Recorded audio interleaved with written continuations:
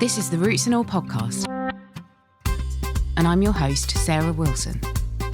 Join me as I talk about all aspects of gardening with some of the top horticulturists from around the world. Hello and welcome to this week's episode, where I'm speaking with two guests from the charity SongBird Survival, CEO Sue Morgan and Research and Engagement Manager Charlotte Bartley-Cross. We talk about the challenges being faced by songbirds and what you can do to encourage more into your garden and to help their chances of survival. In the UK, there are more than 100 species of songbirds. I mean, so we're quite niche in that we specialise in those songbirds that are often the small birds that people really love and connect to. So they're a really good way for people to connect to nature and wildlife. But what's been happening, we were formed 25 years ago because at that point, songbirds had really started declining. For the last 50 years, they've been declining steeply. We've lost more than half of our UK songbirds in those 50 years. And as a charity, we realised that there were gaps in the evidence around what was causing the songbirds to decline. So we were founded. And since then, what we've been doing is looking at the reasons why songbirds are struggling so much, and we fund scientific research. The people connect to the ones you see in your garden really easily, sort of the blackbirds, blue tits, robins, but there are over 80 species of songbirds that are in the UK and breed every year. So what we're trying to do is untangle that mystery and problem that has existed around why they are in decline, and we're running campaigns to help people understand the reasons why and what action they can take, and all in all trying to reverse that decline and have a future where songbirds are thriving. So, as you mentioned, there's some species of songbirds that I'm sure most people will recognise. In terms of classifying a songbird, is it literally a bird that's able to sing? Yeah, so actually being a songbird is a little bit more difficult than that. So songbirds are members of the order Passeriformes, or passerine species, and over half of the world's birds are in this clade. So almost, over half the world's birds are songbirds. And how you classify a songbird is essentially they have a different kind of feet than most other birds. They have 3 toes facing forward, 1 toe facing backwards, and they're also known as the perching birds because this formation in their feet gives them great grasp on small branches, twigs, thin objects, which is often why you see them perching and singing in your gardens. So that's how we would classify a songbird here. So, with that in mind then, are they at more risk of decline than other types of birds? So they are under the threat similar to a lot of other bird species at the moment. Obviously, we're in kind of a 6th mass extinction due to humans. We've got lots of different pressures like climate change, land use change, habitat loss, and a whole range of issues. The reason that we focus on songbirds specifically is because they've got such a specific role to play. I mean, they disperse seeds in the environment. They're great players in this game of predator and prey, controlling insect populations, and like I said, dispersing seeds so that we've got trees and things growing further away. So yeah, they are different in the sense that all songbirds have similarities with each other, so that they're more likely to be under threat. And obviously, because many of them rely on insects as part of their life cycle, and we've got dwindling numbers of insects. I know that there's been a massive decline, over 60% in winged insects. That has then a knock-on effect on our songbird populations here in the UK and worldwide. So when you said there's a 50% decline, is that across all species in general, or are some at more risk than others? Well, yes, it is across. It's all species in general as a total, but it's really complex. So it's not that all of the sort of the species are all declining, and that's what makes it a real challenge for us as a charity, because it's not one size fits all in terms of the threats and what's happening. But we do know that of those 83 species that we're really concentrating on, more than half are kind of threatened or in decline. So, and even the birds are classified through with a system of sort of red, amber and green, which really helps us just as a top line to understand what's happening to them. But even within the birds that are classed as green and of least conservation concern, there are still declines happening. So it's a good indicator overall. But you'll find, if you just sort of think of a few sort of species that, we know and love and hope to always see in our gardens, things like the house sparrow, they're the third most common bird in the UK in terms of numbers. So you've got sort of population estimates in the well into above 5 million. But their sort of trend over the last 50 years is nearly 70% decline. So, you might think, well, I hear sparrows sort of regularly. I'm really lucky around by me. But those numbers, 50 years ago, there'd have been so many millions more. But then you'll have the robin, which is a real iconic sort of songbird species. We have National Robin Day every 21st of December. That's really sort of, where we're celebrating songbirds. Robins are actually sort of doing reasonably well and are green. So it's not easy. So that big figure is really shocking. But there are real variances and nuances within it. So we're trying to find different solutions for different species, as well as looking for trends across the different types of birds where there can be common solutions. And that's what we're really trying to look for as well, is where people can do something to take action and make a difference. Because I think it can be a bit overwhelming when you're hit with those big figures. But what we're trying to do is boil things down, make people recognise there is an issue, because it's hard to recognise there's an issue when you're still hearing that beautiful bird song. But if we can get people to recognise there is this big issue, but then want to do something about it, then we can start that road to recovery and make change happen. As you said, it does sound very complex. I'm guessing there just isn't a one-size-fits-all solution. I guess it's a kind of multi-pronged attack where you need to think about habitat, food sources, threats from environmental pressures, all sorts of things. So with that in mind, are there any of our more common species that people just might not assume that are under pressure, but actually really are, and that they need help? One I think that people might be quite surprised about, particularly when we think of a garden bird, is the greenfinch, which is red listed, and its numbers have gone down by well over 60% in the last 50 years. The greenfinch is a bird that actually we've managed to, it's been narrowed down to what really has been a key cause of that decline. And I think people might be surprised that is due to disease. And that disease has been shown to be transferred partially at feeders in gardens. So it's an unintended consequence of feeding birds, because it's trichomoniasis and it is passed through saliva at feeders. So where we're unintentionally harming birds by doing what we think is a good thing. So, that's just so that in itself is something that we could make a change for that particular bird that might be a bit more simple than for some other species. I don't know, have you got any more on that side of things, Charlotte? Because I know you know about this area.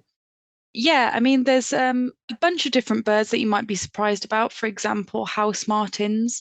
A lot of people have them nesting in the eaves, over their doors and things like that. And in the last 25 years, they've declined by over 50%. And then again, with starlings, a lot of people say that they see large numbers of starlings, and they might be just some of the lucky ones, because in the last 25 years, again, they've declined by over 60%. So there's a lot of more common species that people often think are doing really well. In fact, they're doing a lot worse than they did just 20 years ago. And we're just trying to find the solutions and how we can support them within our own homes.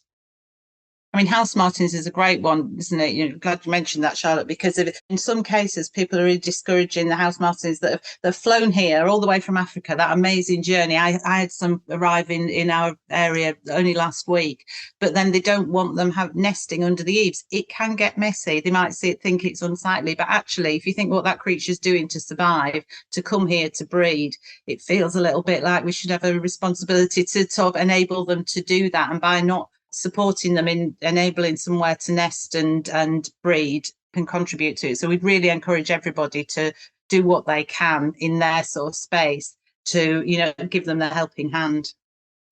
The other thing I was thinking as you were talking then is, on a garden kind of level, apart from the nest boxes, what else can we be doing to help songbirds? We've got a list of sort of 5 areas, because we want people to really sort of think about it year round when they're thinking what they're going to do in their garden. And it really is about going beyond the bird feeders. So if we sort of take the 5 areas, I'll give you the sort of the list of them, and then maybe we can sort of look at different elements that you can do within them. The first area would be around providing shelter. And it is about the cosy small spaces, bushes, tightly packed bushes, and places where birds can sort of stop and hide. It's not just about nesting. providing food, providing somewhere to nest and nesting material, providing water, and a really important one for us, and it's part of a lot of our sort of work that we're doing in some scientific research we've done in recent years, is around being natural and really ditching the pesticides. And that's a really strong sort of priority for us that we want to get across to people about really reducing pesticide use or stopping altogether in gardens, because it's proven that it has a positive impact on your garden wildlife, and particularly birds, from the research we did, if you do ditch the pesticides. Obviously, we can do a lot in our gardens, and hopefully more and more people are doing that. Thinking about what songbirds are feeding their young, so are they mainly rearing their young on insects? Yes, so insects are the main thing that they use when they're rearing their young, which is why we really, really stress that people should be planting for wildlife, planting for insects, planting those lovely flowers that are great for pollinators, because you want to encourage the kind of insects into your garden, because we've experienced such detrimental losses to our insect populations. And obviously that's going to then have a knock-on effect on songbird populations as well. So yeah, I mean, for example, like poppies, scabious, cornflowers and things like that are great things that you can plant for insects to attract them into your garden, and they look lovely as well this time of year. And gardens are estimated to be about 10% of the land area of the UK. So even if all of us made a really concerted effort to keep our gardens wildlife friendly, I'm guessing in terms of the bigger picture, is there enough being done, in your opinion, you know, when you think about farmland or brown space, green space management, you know, the management of our roadsides, that kind of thing? Are there things that we could be doing better on that front as well? Definitely. I mean, gardens, we don't want to kind of say it's the answer to everything, but it's really important that people do it to make a difference, because if we can make a difference in that, you know, 10% of is quite a big space that people can make a difference in. But it also then starts developing a movement of people that are thinking about wildlife as the first choice. And I think there is an element of that, of getting people to, it just becomes custom and practice that that's what we put first when we're making choices. So as an organisation, we're focusing on some key areas, but absolutely we could do more, and we need to do more. We do have to, you know, there's massive issues and dilemmas between, you know, getting the balance of food security with agriculture. We need housing, so it's urbanization, but actually there are more and more ways of being able to balance the different elements and making the right choices. And for us, what we want to do is be able to influence people, give them the scientific evidence that if they do something, it will make a difference. So we would support that wider work, but we've got to just concentrate on the things for us where we can make change for birds. Yeah, absolutely. Obviously, there's so many pressures on songbirds by the sounds of it that it really is difficult, I'm imagining, for them. But you mentioned cats and you mentioned bird feeders. Again, in a garden, are there things that are really quick, easy things to do that would avoid harming songbirds or, you know, putting them at risk in any way? I think water is an area that we've not sort of talked much about yet, and just you can't underestimate the value of water, really, you know, above all things, and providing water all year round, because it's in the winter it can be, you know, icy and birds and wildlife can't get water. In the summer it can be a drought and they can't actually get moisture, you know, in any other way. So we would say that is an absolute must. That is such a lovely way of something that, I mean, we mustn't forget with all of this that songbirds bring huge joy, huge well-being, and a huge connection to nature for us all. So we can do these things, and I think water is one to have in mind that we perhaps don't always think about in terms of it being the benefit for the animals. So that would be one that I would say is an absolute must in every garden in some format, and that you manage that and top it up regularly. You know, have it when you go out in the garden, just check that it is there for them. Charlotte, any others you'd pick up on? Yeah, there's a couple more. I think number one for me is, if you're providing food for birds or water for birds, make sure that you're cleaning your feeders. That is one of the biggest issues that you have, especially in summertime. There's a huge spike in disease during this time because it's warm. Making sure you're cleaning your feeders properly and thoroughly on a weekly basis at least is paramount for the bird's health. And then on top of that, you talked about cats. Obviously, actually on our website, we've got a whole load of information on cats, because we did a research project on cats and understanding cat behavior and how to reduce hunting in cats. So we've got loads of information on our website about that. But I mean, just a quick, easy tip is if you do have bird feeders in your garden, planting kind of spiky plants at the base of your feeders is a great way to deter cats from sitting underneath your feeders, waiting for those bird species, not letting your cat out around dusk and dawn where there tends to be a flurry of activity by birds is also another good tip. And generally trying to put your bird feeders as far away from any known nests that you have in your garden, because our research that we conducted found that nests that were near feeders were predated 5 times as much as ones that were further away. So if you know that there's an active nest in your garden, try and make sure that your feeders are as far away as possible from that nest to try and maximize the benefit of feeding rather than the detrimental consequences that can come along with it. I mean, are we better off not feeding? That's a complicated question. I think that in the summertime, we as an organisation are really pushing for people to use natural food sources by planting for wildlife in their garden. It's what's best for the environment. It's what's best for the birds. I think that if you are using feeders again, like I said, it's best to make sure that they're really, really clean and that you remove them if you think there's any kind of incidence of disease. But during the winter time and in areas where you're near farmland and you've got these farmland species which are really, really struggling, providing specifically for them can be very, very helpful. So I think it's just being mindful of what food you're filling your feeders with and what birds you have around you and kind of what impact that's having on the wider environment and whether you can switch to natural feeding. Because if that's an option for you, then we would always recommend that.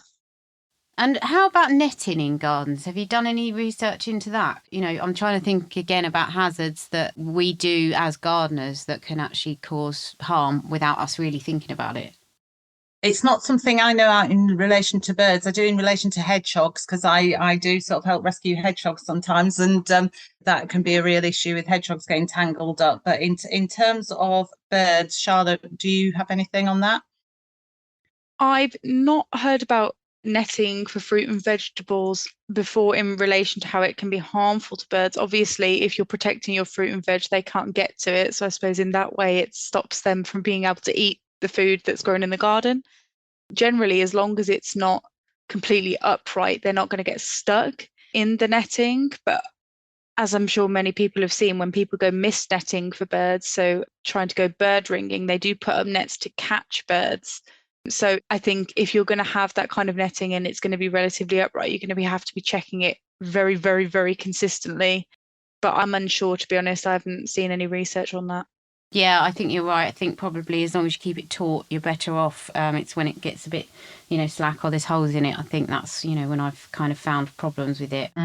Yeah, netting, it can be dangerous if you don't check it and it's not well maintained, I think. And also thinking about hedge cutting, that's another thing I think people do at possibly the incorrect time of the year, and it can have a detrimental effect. It's not intentional, I know, but sometimes I think that can disturb birds. Have you got any thoughts around that? We sort of do have sort of guidance around that, and we've got guidance on all these type of things on our website. I think it's what's really good is people are becoming more aware of the sort of the guidelines on what you can do. But absolutely, we would sort of recommend that people, don't cut their hedges and be really aware of breeding season for birds. And, because people may say, oh yeah, I've had a quick look, there isn't there, but really take, look once, look twice, really be careful, but don't cut during this breeding season. But even on the edges of a breeding season, be ultra cautious around it, because you don't know whether some birds will have started, nesting either late or early. So it is much better to leave it if you can. And remind me again, what's the breeding season? It runs from February until late August normally, but we would recommend leaving it until at least September, October time, because there are some kind of late stragglers at the end who tend to breed a little bit later or do second or third clutches. So we would recommend you leave it as late as possible, unless it's like infringing on a path or the roadway or something like that. Because it's also better to leave many hedges have lovely fruit and things like that, and berries that birds and insects and people can use during that time. So if we can kind of avoid cutting that until most of that has gone as well, that's probably best for the environment and Makes quite nice pies as well a lot of the time. The other thing, thinking about it at this time of year, which we're starting to get, people asking questions about, is if they find a baby bird out of the nest in springtime, and people will see it in their garden and might be confused as to what to do, because of if there are baby birds that are fledged, but they will spend the first sort of few days really they may be kind of on the ground bobbing around. The parents are likely to be nearby, but often people think that they've been abandoned and they haven't. So we've got a really sort of helpful infographic on the website that people can look at, of a bit of a flow chart of when, if you do find a bird that you're worried it's been abandoned or it's come out of a nest, what you should do, because people do worry that they're going to do the wrong thing, and there are quite clear steps of what to do at each stage. Yeah, well, that's useful. I mean, I think a lot of people do tend to find them where they're a bit exposed and worry because they're, even if the parents are visiting, that potentially it's at risk if it's on a pavement or where cats are in the neighbourhood. I suppose that's probably the biggest source of concern, is it? It is. And yes, often. But so if you think a bird is really in danger, then that would be the point where you would be quite right to try and sort of shoo it into safety or have some form of intervention. But generally speaking, if you can keep it safe from predators, is let it do its thing, for nature. If it is a bird that's got feathers and it is moving around quite happily, the parents will be nearby keeping an eye on it. If it's a tiny little, nestling that has fallen out of the nest, that is going to need some help to survive. But it is a thing that, people do worry about and ask questions about. So hopefully that can help. Yeah, absolutely. And so finally, I'm going to ask you each, if you could do one thing in your garden, and, everybody's got, I suppose, their favourite tips and hints, but if you could encourage people to do one thing that would really help songbirds, what would that be? For me, which has been something that has been a bit of a revelation in the last few years, it's really stop using the pesticides, and, don't be afraid of things not being absolutely perfect, because messy is good, because that's what really works for the wildlife. If there are some natural foods and there are insects aplenty. So for me, that's a change that I have made, and I've become really kind of adamant about as to what happens in our garden. I'd really recommend that to everybody. And for me, I think because I was a renter up until last year, where I finally became a homeowner, I think a lovely bit of advice is that you don't need very much space to make a really big impact. You don't need to have acres of land. You can just have a container with some plants, with some lovely climbers. You can make the most of the space you have, and it can be movable. So it can be in containers, it can be in planters, it can be in hanging baskets, and it'll still have that impact on the wildlife around you. They'll find your oasis in the middle of like an urban sprawl. So I think I would always recommend that everybody do what you can.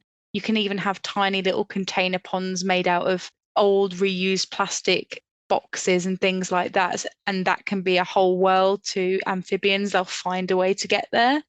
So I think, just for website in general, even if it's just a pile of leaves or not cutting your grass, or like I said, planting climbers because you don't have any space horizontally, you can go vertically.